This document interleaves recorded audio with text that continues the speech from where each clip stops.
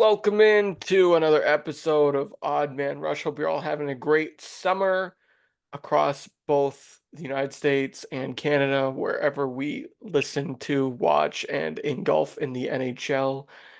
Hope you're having a great summer. As I said, my name's Will Highland. I'm with Kyle Diezel here. Our, I think it's our 16th or 17th full episode, and our first complete episode in the new year of hockey, which begins on July 1st. And so took us a few weeks. Summer's busy. We hung out in person. How many cans did we consume as a group of six, Kyle? 173. Yeah, It's a new record. Um, beverages. it was all that includes water and Gatorade. But we had quite the weekend, quite the bender a few weeks ago. Um, so we didn't do an episode then, but we're doing one now. Kyle, how are you doing? How's life? How's the summer going since the It's last going time I saw you? trying to beat the heat. I'm liking how it's cooled off a bit, at least this week. Going actually up to Maine this upcoming weekend. So should be another fun time. So how about you? Uh, you know, I'm I'm pretty much in the same boat. The last couple weeks beating the heat. We had that pool where we were staying, which was a lot of fun. Been trying to stay tuned into sports, and with the NHL offseason, been a little bit difficult to really key in. You had that first initial rush on free agency day. Yeah, And then since then, it's kind of been short. Time has flown by. Like I cannot believe it's the 25th of July tomorrow. We're recording on the 24th of July. I can't believe it, dude. My birthday's next week. And then we're gonna be into August, and then we'll really focus on football for like a solid 6 to 8 weeks, and then hockey season. Hockey season is only about 10 weeks away that's um, great. from really taking off. I think opening night is like 11 weeks away. That's not that far in the future. Um, so we have a lot to cover on our program. It's going to be a shorter episode, ladies and gentlemen. But Kyle, where I wanted to start with you is we always time it well. First of all, we always get your weather report, but we also always tend to time our recordings with some major front office news. Last Mm-hmm. time, I think, or maybe it was, yeah, maybe it was last time we recorded, the Oilers had moved on from Ken Holland as their Yep. GM. And then today we're recording, and the Edmonton Oilers, the Stanley Cup runner-up, are appointing Stan Bowman to be their general manager. And Stan Bowman, of course, the general manager with the Chicago Blackhawks for many of those Stanley Cups earlier in this century. What's your take on Stan Bowman taking the job up there in Edmonton, given the pressure that's going to be on him to deliver I hockey? mean, there's a lot of pressure. Whoever's stepping in, no matter if you're GM, coach, there's a lot of pressure, especially to follow up from last year. I mean, I think there's a lot of pressure, especially from what they rebounded from, starting the season off as one of probably the worst starts before heading into the new year, and then turning it around, become runners up for the Stanley Cup. I think for them, it's a good move, but I'm also shocked that Bowman was able to come back after what had happened with the investigation. Um, I get it. People do deserve another chance. I just thought that he was officially like not allowed to come back quite yet, because this topic is still, or the investigation is still pretty close to home to some people, but also it's still pretty recent. So I'm a little bit surprised that he's kind of back already. But he does know how to win, as we know before, being the Blackhawks GM. I'm not saying what he did during that time was appropriate. I don't think he'll do that ever again going forward. But I think for the Oilers, it is a great start. And I think for Bowman, this is a chance for him to kind of reset himself back into where he was before all this kind of transpired. Sorry I was muted because I didn't want any background noise for you there. I'm with you. I think you can look at this two ways. All right, and honestly, I'm leaving that up to the Blackhawks owners excuse me, the Oilers owners who made this decision. Um, but you can look at it in that Stan Bowman is what he did when he was in charge of the Blackhawks. Just to be clear with everybody, he swept a lot of stuff under the rug, a lot of sexual assault and harassment allegations under the rug, and was held accountable by resigning in 2021. And it really put a stain on a lot of the legacy of those championships that Patrick Kane and Duncan Keith and Jonathan Toews were involved in. Um, so you can look at it as what he did was reprehensible, and you can't trust him to lead an organization, and you can't trust him to um, to have the keys to the franchise from a personnel standpoint. But you can also look at this situation as perhaps he's a changed person. Um, and perhaps you can look at it a third way in that it's possible the Oilers just simply don't care. I think a lot of times in sports, when you're talking about character flaws, people are people in sports just, let's be honest, are willing to overlook character flaws and not just flaws, but things on the record that happened that are bad. A lot of times people are willing to overlook that in sports as long as it results in talent and wins.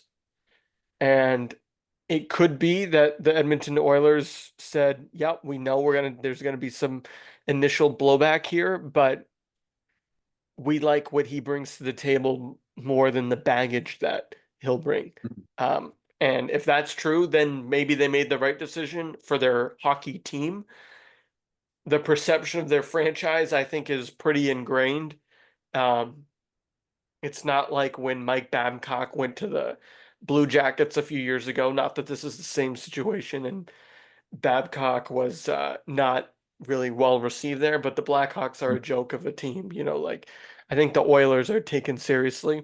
It seems like the Blackhawks as an organization were able Yeah. to rebound after Bowman left, and they're on the up and up now. But I don't know, man. If I'm Let me answer this question for me. If you were the owner of the um, Oilers and you had an opportunity to hire Stan Bowman, who's won Stanley Cups and who has this championship pedigree, but also this checkered, to say the least, backstory, would you hire him or would you hire somebody who's completely unknown and you don't really know anything about them, the good, the bad, and the ugly? And would you take a chance on somebody who's unknown? I don't That's a know. great. I don't know the That's answer to that question. I'd probably lean for the unknown just because if something goes bad, at least you can say, oh, well, we didn't know. If something goes bad again in Edmonton and they yeah, were responsible for hiring him, then that's not good. But I'll let you answer now, yeah. No, honestly. I mean that's a tough question. I mean, you're trying to think of what's the ways to good, ways to bad. Um, but unfortunately, at the end of the day, as we all know in sports, it's still a business decision. It seems like they went with what was going to be the most successful for them, since they didn't want to kind of go with the unknowns. They want someone who's been there, done that. Um, Despite what had happened, I don't know. We don't know what was said during the interview process and everything, but maybe he's a changed man. Who knows? But now everyone knows that he has this history. But like you said, I think he does need to have like someone else behind him watching over his shoulder at all times just to make sure. But I think overall, probably for the Oilers, it's probably the best decision for them to make. Just because McDavid is starting to get up there in age, and this team is at its peak, and when Patrick Kane, this is when Patrick Kane was at his prime. Bowman was able to take that team, propel them to go win 3 Stanley Cups. I think that's what they're trying to do there in Edmonton. Try to propel with Bowman, propel McDavid, Dreisaitl, Build Nugget, and a all that. team. Build a team to win. But don't forget, they also had a goaltender. They had everything they needed.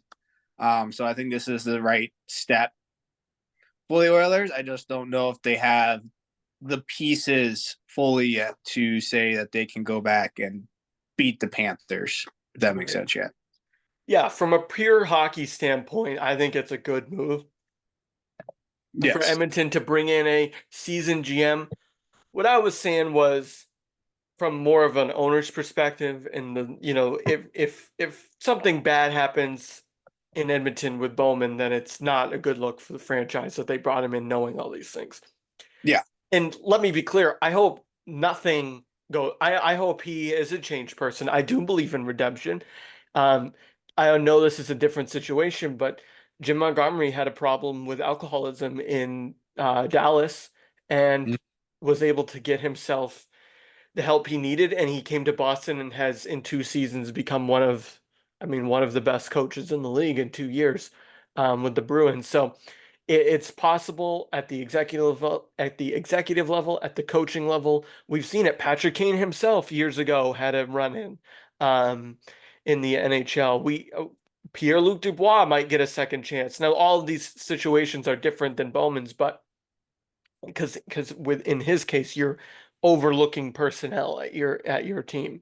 Um, so I think from that standpoint, it gets dicey. But from a hockey standpoint, give if you give Bowman the keys to your franchise, and he's able to, get the trust of the people in the building, then I think they will be a tremendous team. And Kyle, they are the Vegas favorites to win the cup and have the most points. Here we are on July 24th. So they need Bowman around to swing a trade deadline. They need Bowman around to figure out what to do with Draisaitl next year when he's a free agent. They need him. They need all these guys around. All these players that they've relied on, the Bouchards of the world, the Mm-hmm. Ryan Nugent Hopkins roles, bringing in Stuart Skinner, um, uh, or Jeff Skinner. Sorry, Stuart Skinner was their goalie. Bringing in Jeff Skinner. All these other pieces that they've tried to bring in. There's an entire expectation on the Edmonton Oilers that they are going to be exactly where they were a month ago, a year from now. And I don't know if that's fair or not. I think the West is a lot better, and maybe we can start, discussing some of the teams in the West that got better. Um, but I don't think it's a shoe-in that Edmonton is going to be right where they are. I think there's a lot of people who are really high on the Oilers, and for good reason. They're going to be good. I'm not saying they're going to be bad, but it's hard to get back there. And I know this sounds silly coming from me because Florida lost in 2023 and then won in 2024. Yeah. And maybe it's possible again, but I don't know. You tell me, do you think the expectations are too big? Because I think they are. Yeah, I'd say so. Especially, I think last year was a funky year. Like we just talked, like I just said before, with the them starting off terrible and then coming back. But also got to think about like how much mileage they had last year on their legs and bodies just from traveling from game to game in the playoffs. But also, how many like game sixes did they go to? How many game sevens did they go to throughout the play? Yes, Like they were gassed, they were tired. There were games they should have just put away, and we saw this in regular season. Like, yeah, they could come back and win it, but like they can't hold a lead. They can't have this um lapse or game just get blown away or taken away from them. So for them right now, they gotta put things together. But like you just said, there are teams in the West who did get potentially better, potentially a lot better. There's one or two teams that potentially got as good as the Oilers, and there's some teams that potentially had dropped off a bit. So it's going to be hard to repeat, as we know. Going back to try to get back to the Stanley Cup is not easy, especially in the Western Conference. for sure.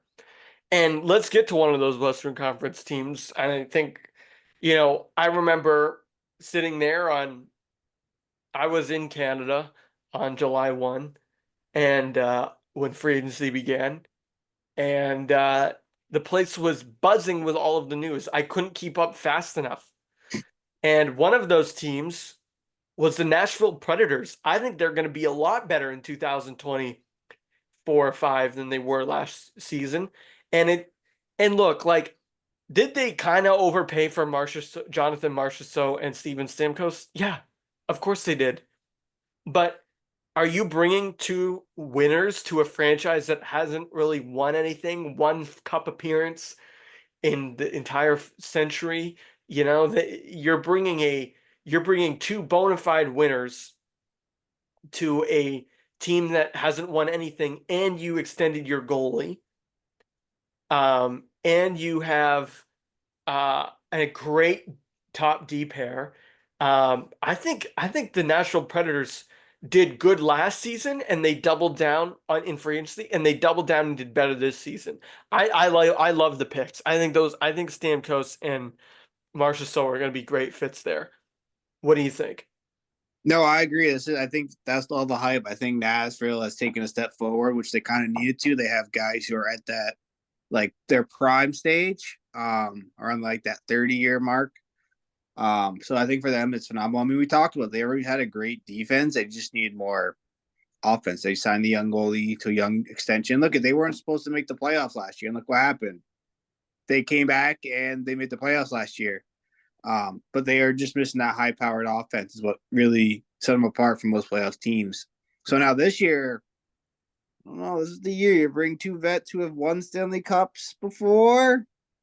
This could get Yeah, interesting and scary. it could get interesting, especially, and we can talk about the rest of that division, especially because that division is not very good outside of Colorado and Dallas. Correct. I mean, that division is pretty much open. That 3 and 4 spot is open for taking. I don't love Minnesota. I don't think they're going to be very good, actually. I don't love St. Louis and the help me out here. I'm forgetting somebody. Uh, the It's not. Blackhawks are still young, Yeah. and Is it Winnipeg? yeah, Winnipeg is good, but they're not. I don't think they're going to be able to. They're going to need a lot to go well for them to replicate what they did last year in terms of that Yeah. high seed. So I think between Winnipeg, Chicago, Nashville, I think Chicago might be knocking on the door. They might not be a playoff team at the end of the year, but they're not going to be at the floor. I don't think they're going to be on the floor this year. Um, I think they'd be in a potential spot depending on how they play their cards and how the season goes. They could yeah, play for a potential wild card spot you're right. at But the end of the they've year. got Teravainen and Bertuzzi up there with Yep. Bedard. Now, even if we're not asking Taylor Hall off an ACL injury or whatever he had, or meniscus or something like that, we're not No, we're asking not him. asking to be the 100-point Right. player he used But to if be. he's a decent second line guy for you, I mean that suddenly you've got a team, you've got Ryan Donato there too. Suddenly you Mm-hmm. have a team that's got some talent up top, and maybe Seth Jones. I know he's kind of an albatross contract, but I still like the player. They're not gonna be on the floor. I think they're too good to be horrible. Yeah, no, I agree. I think Minnesota and St. Louis are just kind of like blah. Like, ugh, I don't really like what I see there from either one of those teams. I mean, Minnesota has a couple good players near the top of their roster, but Kaprizov being one of them, of course, and I don't. I think Joel Eriksson is pretty good too, of course. Um, but I mean, beyond that, I don't see that division really. Dallas and Colorado are going to be good. I think Winnipeg's Yeah. going to be solid. I think Nashville will be there. And then Chicago, I don't think they're going to be bad. Are we missing somebody? We're missing somebody. Is it Are we? Utah? Or are they in the Pacific? All right, I gotta Mm, look this up. We're missing somebody. It's driving me nuts. I didn't take any notes, just so everybody knows. I'm going off the cuff here. I'm scanning the divisions. Vegas is in the Pacific. Vancouver's in the Pacific. Anaheim is in the Pacific. Nashville, we talked about. San Jose and Seattle are in the Pacific. We talked about St. Louis. The Kings are in the Pacific. We talked about the Wild. Nope, that's everybody. Anaheim, Pacific. Yeah. No, we covered everyone. Yeah. Well, we forgot Arizona, but So they are in, or Utah is in the Central. yes, Utah hockey is in the Yeah, center. I mean, they're going to be not great, but they're not going to be like, I think there's going to be enough of a bump there where now everyone's comparing them to Seattle and Vegas. I hear in that, and it drives me nuts because Seattle and Vegas were literally brand new teams. Mhm. This is the same team with a new name. So, I mean, they have some players. Sergachev made his way over there in that trade. I don't think we talked about that. That was wild. Actually, let's bridge these discussions. I don't think the I don't think the Utah team is going to be very good, but I still think the Central is pretty open. But one of the reasons why we think that is because Stamkos made his way to Nashville. But what about the Lightning also dumping Sergachev in a trade? Um, when he in the Lightning got rid of Janot, Sergachev, and Stamkos in that week via free agency and trades. How do you feel about the Lightning and what they did moving on I mean, from? they got a lot of their high paid players and older players and opened up some space for some younger guys. Like they got Jake Getzel back on. They got Getzel, probably the best free agent out there this past year. Cam Atkinson, another great player. So overall, I think it's basically, I think for them, it's like not like a rebuild, but it's like a reboot. All right, we're going to go back at it again and feel more competitive with what we got. And I think now they get rid of the issue of the Stamkos deal. That's kind of out the door. But it also depends on how healthy. Oh, what's their goalie's name? I'm drawing a blank. Uh, Vasilevsky? Vasilevsky. Because remember last year he started the season off with what was it, back injury or back surgery he's coming back from. Yeah. I think he missed like 4 months, few months, 2 months, something like that. And he didn't look like himself. Um, and neither did the Lightning overall. So I think this is kind of their like reset. Let's go at it again with a whole new kind of like face. And now we get rid of all the drama that we had before with Stamkos and all that, the deal.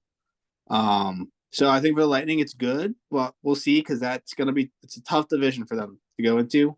Because remember, we still have the Bruins, still going to be good.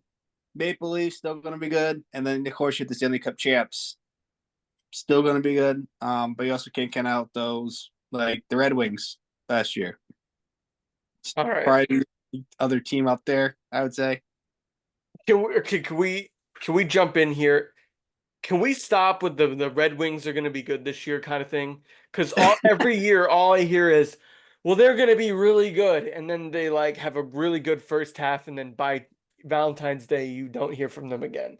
Um, Now they do have a great top six. Yes. The Red Wings have a fantastic top six. I'm looking at the rest of the roster. Woof. I mean, Tyler Mott's okay. That was a good pickup. Their goalie is They got Vladimir. not amazing. Cam Talbot hasn't worked anywhere the last like he was okay in LA again to start the year. Cam Talbot looked great with the Kings, but I don't love their goalie situation. I don't love their team. Their top six is fantastic. And for those of you not checked into that, it's Alex DeBrincat, Dylan Larkin, Lucas Raymond, Patrick Kane, JT Compher, and Vladimir Tarasenko. Yeah, That's a that's great top six. Dylan Larkin's very underrated. But yeah. They're gonna be like the Oilers of the East. They got to go score 7 goals, 6 goals a right, I game. mean, this team is and I know Steve Yzerman up there, they have this trust the process mentality. Usually those mentalities don't result in wins in the playoffs. Usually they result in regular season wins. Just ask the Philly 76ers in the NBA. But um, I I'm looking at this Atlantic division and I apologize to our listeners as we're jumping around doing our annual division dive-ins. But my initial offseason take on the East, and specifically the Atlantic Division, is I don't really see what changes over there. Florida is and they lost some guys too. A lot of people left Florida, but they brought in they brought back, I should say, Reinhardt. That was a huge thing they had to do. Yep. That They was Jesper Boquist Yep. and uh, Thomas Nosek. I mean, they're Uh, basically recreating every fourth line Bruins center from the last few years. But they lost yep. Montour, didn't they? Yeah, they lost Yeah, but he Montour. didn't. Yeah, but he didn't have a good year last year. He was just coming off of an injury, and I think he's Yeah, just hitting 30, 31, so he's kind of up there. yeah. Um, They're still going to have a good team, so they're not yeah, really going anywhere. I don't see what changes there. I Bob think is they getting older, though. still there. Yeah, but goaltending is thing is you're able to still play good if you're old. It just depends how good, How healthy you are. how healthy you are. I mean, look I at but John. I again I just don't see much changing in the Atlantic Division because we No, we like the Bruins, they didn't do everything I wanted them to do, but they couldn't really do everything I wanted them to do to the extent that would make me happy, right? Like they didn't have unlimited money. They had enough cap space, but not a huge amount. But they got Lindholm, they got yeah, Nikita Zadorov, some two they got two huge Mac. acquisitions. They got beefy on their bottom six. They brought in some really huge guys. They drafted a really huge center who should join the team in a few years when he's done at BC. Um, Have they but signed Swayman yet? no, no, I wasn't gonna go there yet, but since you brought me there, Swayman is still gonna be on the team next year.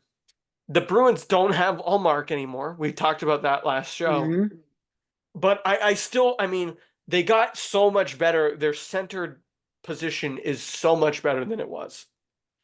Do you think they got good enough to knock off the Stanley Cup champions next year? So I still think the division runs through Florida. Excuse me. I Okay. just think Florida is gonna. They're better than the Leafs and they're better than the Bruins. Are the Leafs might benefit from having Craig Berube and having a new voice up there, but there's still a lot of pressure. They're a lot like the Oilers. There's a lot of pressure up there. I still think Florida's better than the Leafs and the Bruins. I think the I think you're really looking at a situation where in that division, Ottawa isn't going to be very good. No. Um, and Montreal isn't going to be very good. Again, they might be marginally better, but Yeah. those points that the Bruins won in 2023 when they were the best team ever in the regular season, those points that they didn't make up in that division last year because they weren't as good, those got distributed pretty evenly amongst the Leafs and the Panthers, and that's why those Yep. three teams were close in the standings. And then the rest of the division was pretty much exactly where they were the year before. And I think the same thing's going to happen this year. I think you're looking at a division that the Bruins got marginally better. I think the Panthers got marginally worse. I still think they're on the same plane. In fact, I would still give the edge to Florida. Meanwhile, the Leafs, they got simply better by getting a new coach, but did they get better than the Bruins and Panthers? I don't think so. And then I think the Lightning, even without Stamkos, they got worse, but they got Gensel, and so and they got Cam Atkinson. To your point, so it's like I don't really know how anything changes in the Atlantic Division despite all the player movement. How do you see it?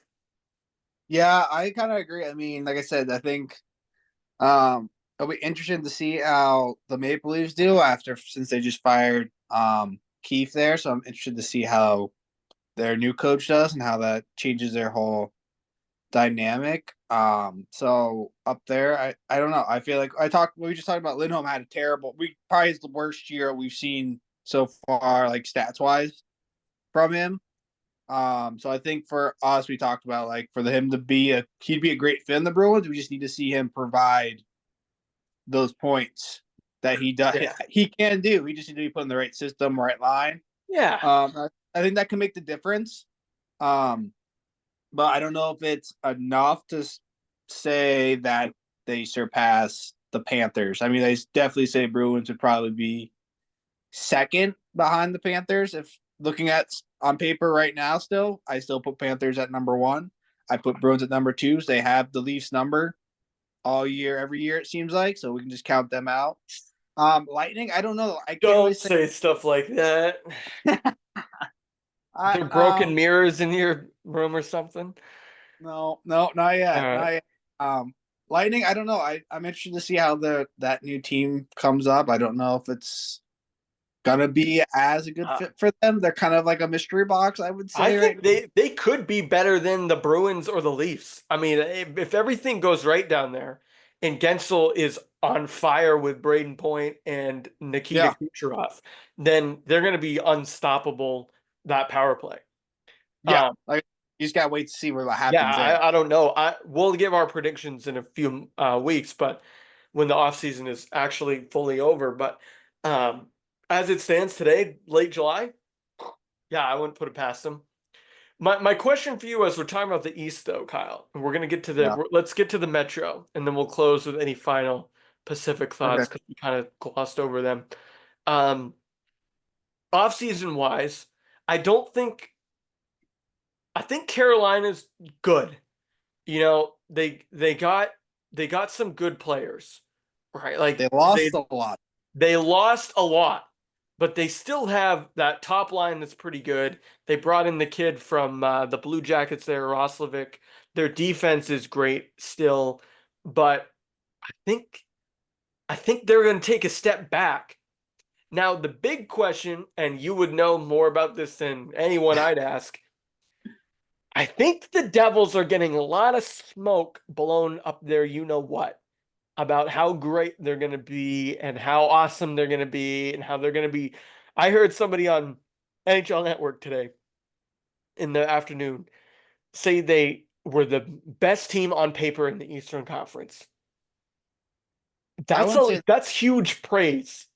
I wouldn't say the Eastern Conference. I would say the best in the Metropolitan, maybe second or third best overall. I still put Panthers ahead, just paper wise. They look so much better. I mean, they. Okay, I had one more point, but then go Yep. right ahead. My last point, and then have at it.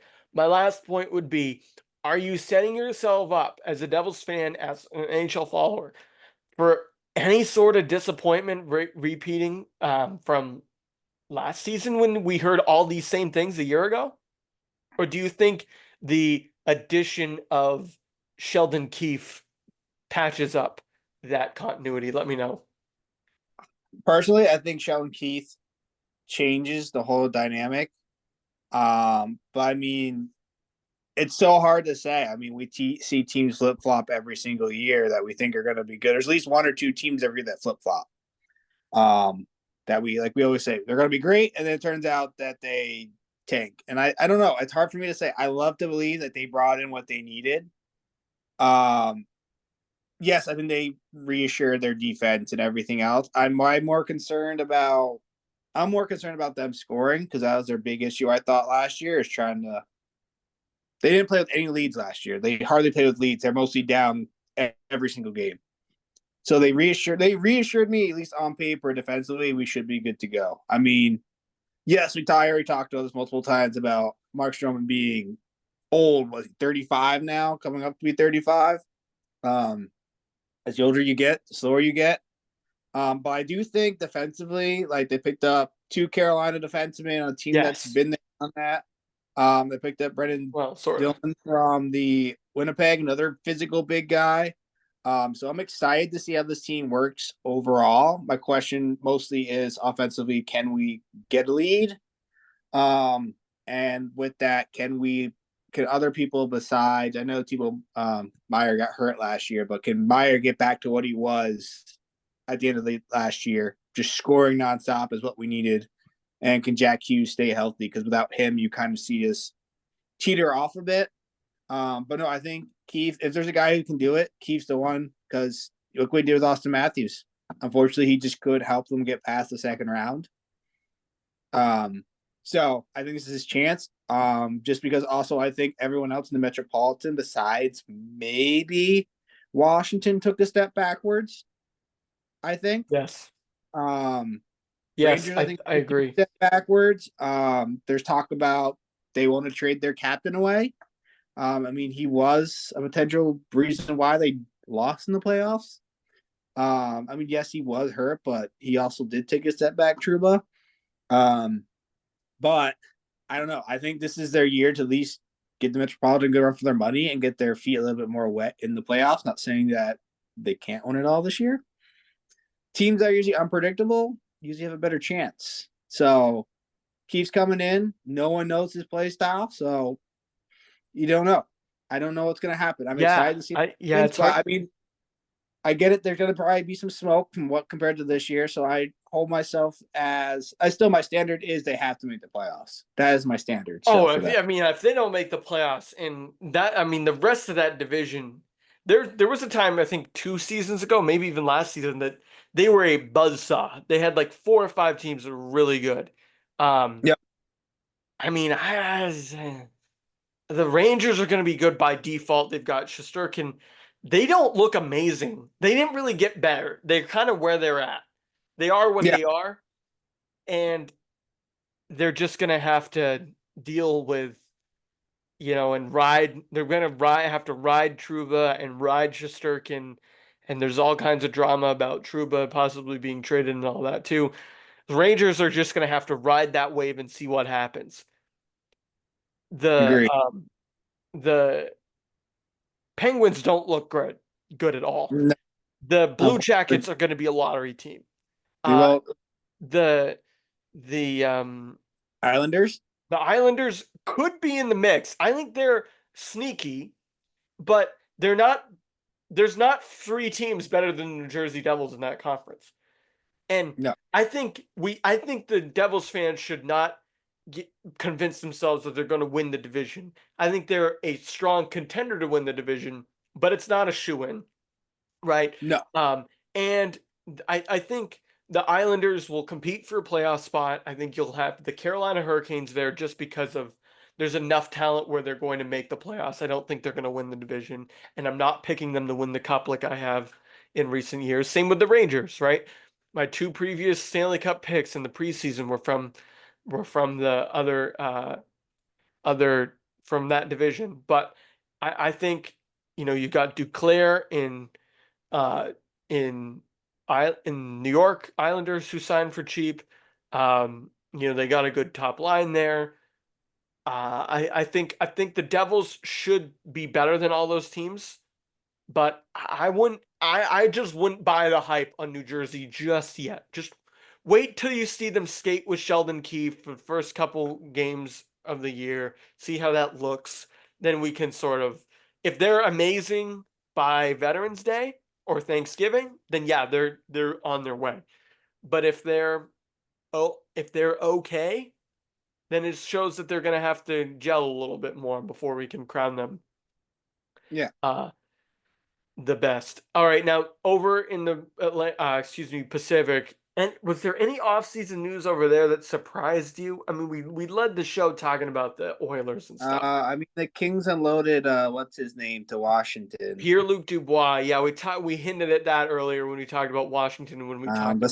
Besides that, I don't think there's any really. I think the only winners were actually was the Oilers. I think that was really the only big spot. I mean, the Sharks did. Sharks did well. I just don't think they're gonna be able to.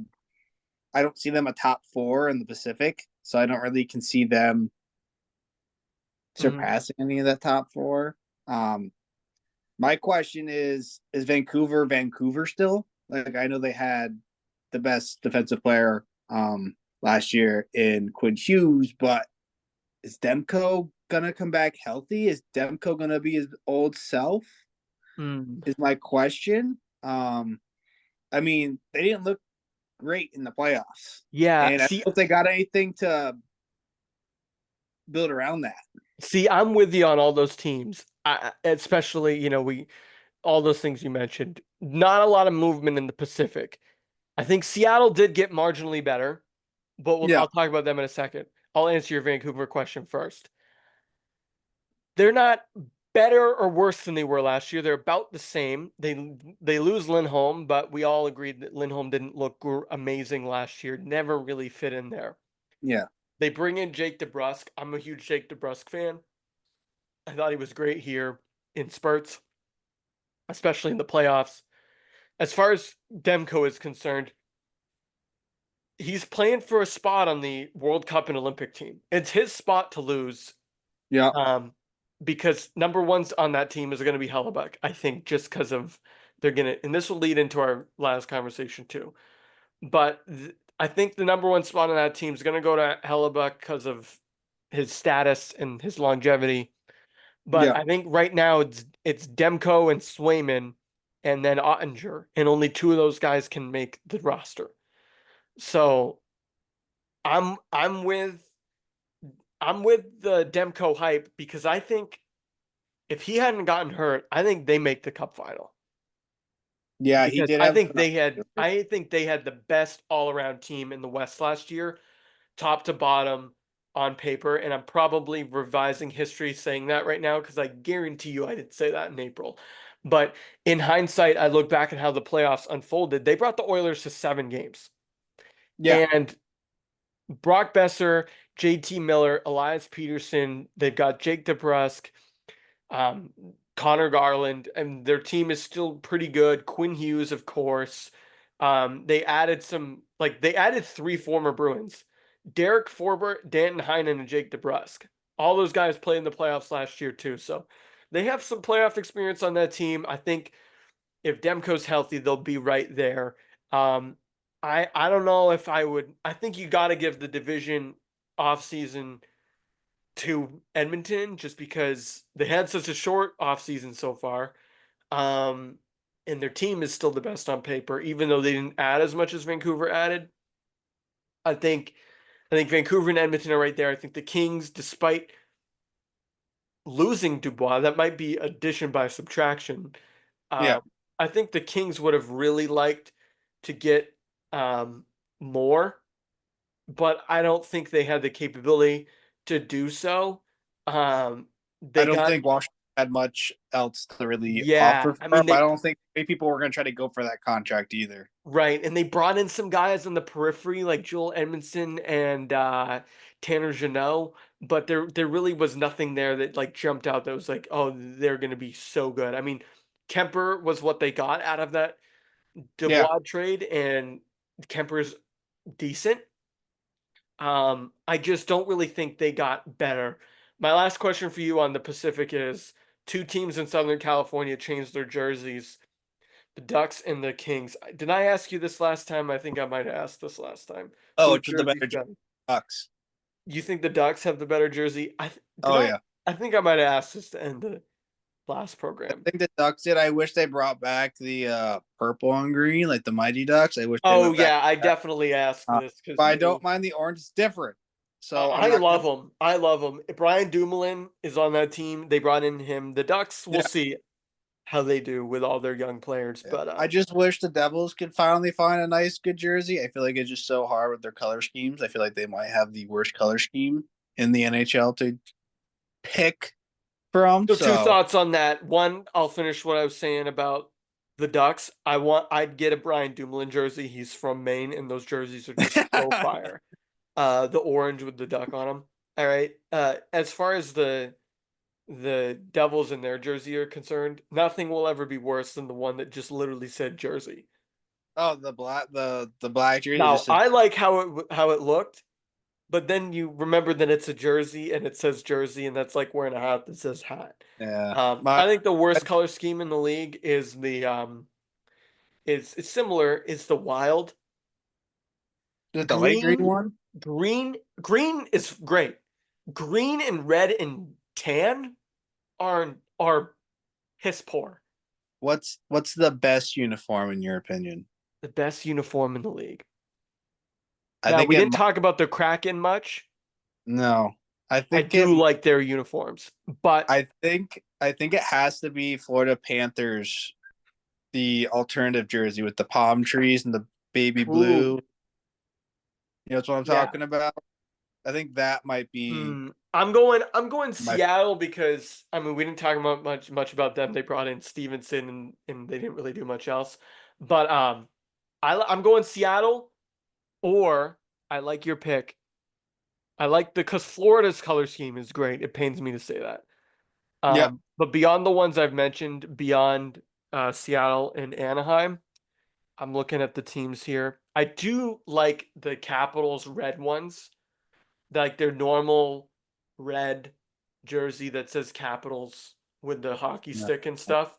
But don't like that. back in the day, they had one that was even better. That was that Screaming Eagle.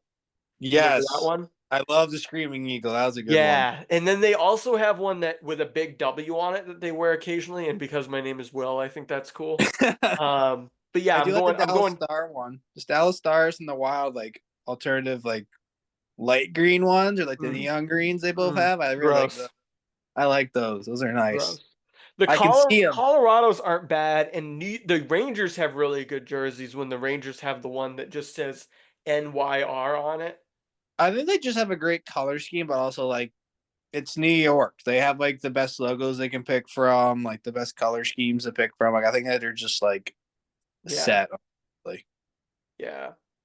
I'm saying the worst. I think the Blue Jackets have so much potential and it just doesn't work. I like the Predators. They're okay. The yellow, I just wish they wore yeah. navy was as a primary color with yellow accents instead. But don't be down on the Devils. I think the Devils red home ones, like the generic red home ones are really good. What about their Um, Christmas jerseys? Christmas tree jerseys don't do much for me because again, that's red and green. And I think red and green looks great at Christmas, not on a sports jersey. Um, yeah. Um, I I did like the retro one they brought back, but I don't like how they added all the other color schemes to it, like the orange, like Yeah. going back to when they were played in Colorado. I wish they just left it as like, oh, well, we're the retro jersey we used to wear before we moved from Colorado. Nope, we got to add some orange to it. We got to add some blue, some red, just paint it all every color. Just nope, Yeah, sometimes just leave it less where it is was. more. I do like the Hurricanes one with the flag on it and the two, like the The hurricane black one. one, Yeah, that one's pretty cool. that's a cool Um, one. but you put me on the spot with this. I'm gonna put you on the spot as we close up here. We ran out of time to talk about the Olympics. Maybe we'll talk about that next month when they're over. Um, in terms of the Summer Olympics, and then we'll talk about the hockey international dynamic that's going on right now too, with all Yeah. the tournaments coming up.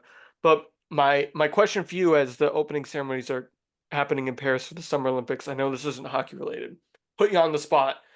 Who's one athlete as a track and field athlete, summer athlete yourself? What's one athlete you're looking forward to watching in the next month at Uh, the Olympics? for those watching, those listening, even for you, I recommend that you watch the Netflix documentary show called Sprint. Um, Talks about our upcoming top phenomenal sprinters on the men's and women's sides. People to watch, I will recommend. What's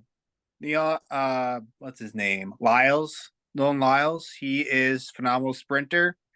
His main is the 200. He is trying to go for the double gold in the 100 and the 200, which would be insane. And then Shakira Richardson, last year, 2023 was her first year actually like competing Hmm. without issues and qualify for Team USA. The year before that, she didn't qualify. So those are the two I would recommend. And then if you're really watching for someone to potentially break a world record, there's two.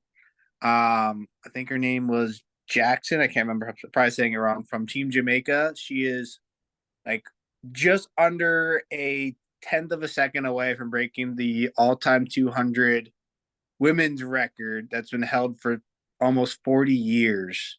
And then Sydney McLaughlin, I highly recommend Hmm. watching. I If I could place a bet, I bet she goes under whatever it is, sub 50 in the 400 hurdles or whatever she has set. I think she just like 50, 60, whatever it might be. All She just right. broke it 7 times. So that's what I have for track and field. That's you rattled off a laundry list of people who most of which I had heard of in a while. That's why we keep you here. No, I was just kidding. No, that's in tremendous insight that you're giving our listeners that I couldn't give you, or give them for sure. So thank you.